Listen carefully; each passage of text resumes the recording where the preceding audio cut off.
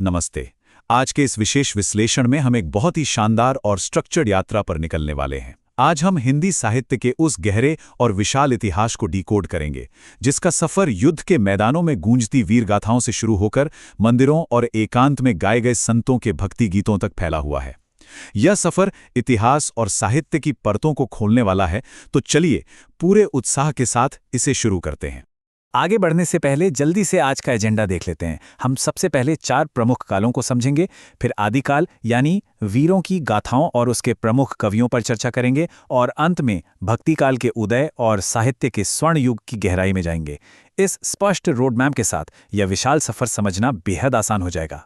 तो चलिए सीधे पहले सेक्शन की ओर बढ़ते हैं। हिंदी साहित्य के 4 प्रमुख काल। किसी भी इतिहास को बारीकी से समझने के लिए सबसे पहले उसकी टाइमलाइन का एक बड़ा ढांचा समझना सबसे जरूरी होता है। ये टाइमलाइन लगभग 1000 साल के इतिहास को बिल्कुल स्पष्ट कर देती है। अपने दिमाग में ये नक्शा बना लीजिए। 1050 ईस्वी से लेकर 1375 तक का जो दौर है, उसे आदिकाल या वीरगाथा काल कहते हैं। फिर 1375 से 1700 तक पूर्व मध्यकाल आता है, जिसे हम भक्तिकाल के नाम से जानते हैं। इसके बाद 1700 से 1900 तक उत्तर मध्यकाल या रीतिकाल का दौर रहा, और 1900 से लेकर आज तक के समय को आधुनिक काल कहा जाता है। आगे की सारी कहानी इसी फाउंडेशन पर टिकी है। इस टाइमलाइन में एक बहुत ही खास डिटेल छिपी है। आधुनिक काल को एक और बहुत ही विशेष नाम से जाना जाता है, और वो है गद्य काल यानी गद्य का युग। ऐसा इसलिए क्योंकि यही वो दौर था जब कविता के साथ साथ कहानियों, उपन्यासों और निबंधों जैसी गद्य विधाओं का तेजी से विकास हुआ। यह एक महत्वपूर्ण तथ्य है जिसे ध्यान में रखना चाहिए। चलिए अब समय में थोड़ा पीछे चलते हैं और दूसरे सेक्शन की ओर बढ़ते हैं। आदिकाल यानी वीरों की गाथाएं। ये वो दौर था जब साहित्य में युद्ध के मैदानों की गूंज बिल्कुल साफ सुनाई देती थी। अब यहाँ एक बहुत ही दिलचस्प बहस सामने आती है। इस काल का नाम क्या हो, इसे लेकर विद्वानों की अपनी अपनी राय रही है।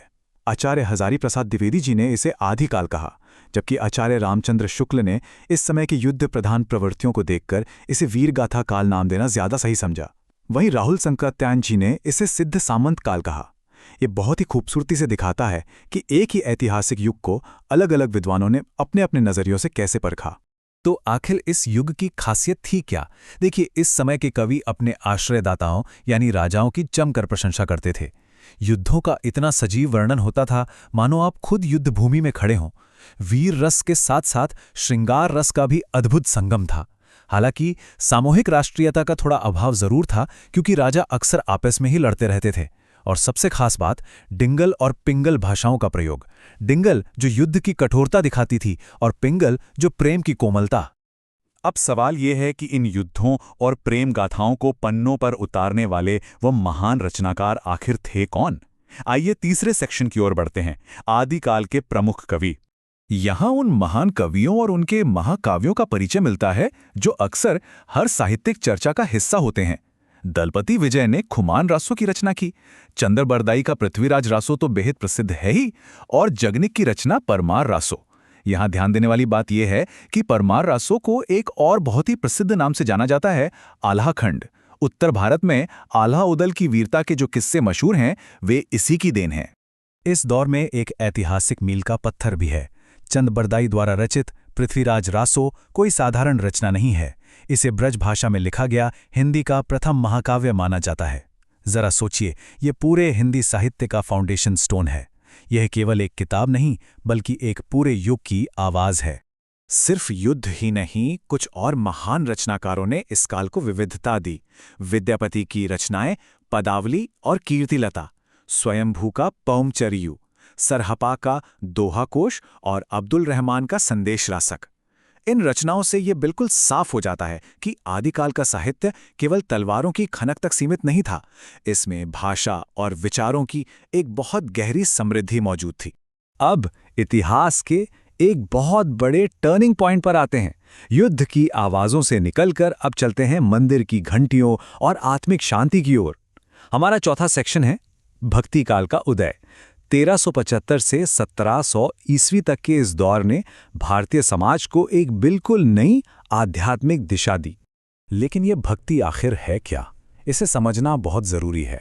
भक्ति शब्द की उत्पत्ति संस्कृत की भज धातु से हुई है, और एक बहुत ही रोचक तथ्य ये है कि इसका सबसे पहला लिखित उल्लेख श्वेताश्वतर उपनिषद में मिलता है।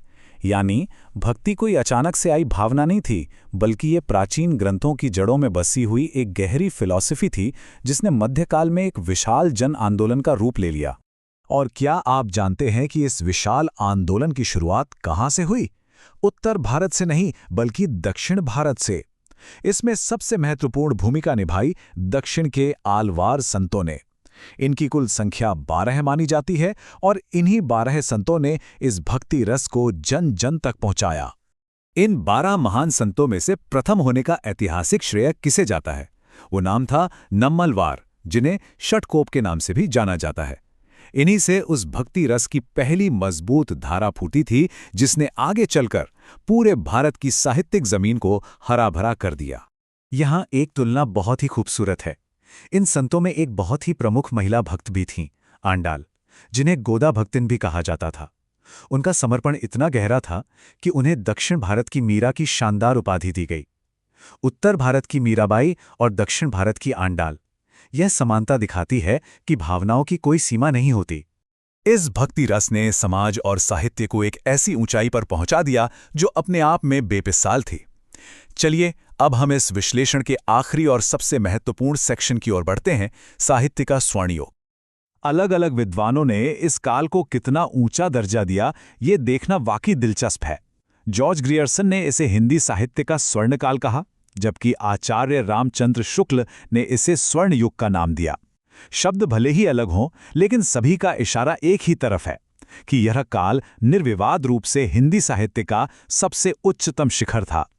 इस स्वर्ण युग की एक और सबसे खास बात यह थी कि इसमें भक्ति की 2 अलग अलग धाराएं समानांतर बह रही थीं। पहली थी सगुण काव्य धारा, जहां ईश्वर के साकार रूप और उनके अवतारों की उपासना की गई, और दूसरी थी निर्गुण काव्य धारा, जहां ईश्वर को निराकार और सर्वव्यापी माना गया।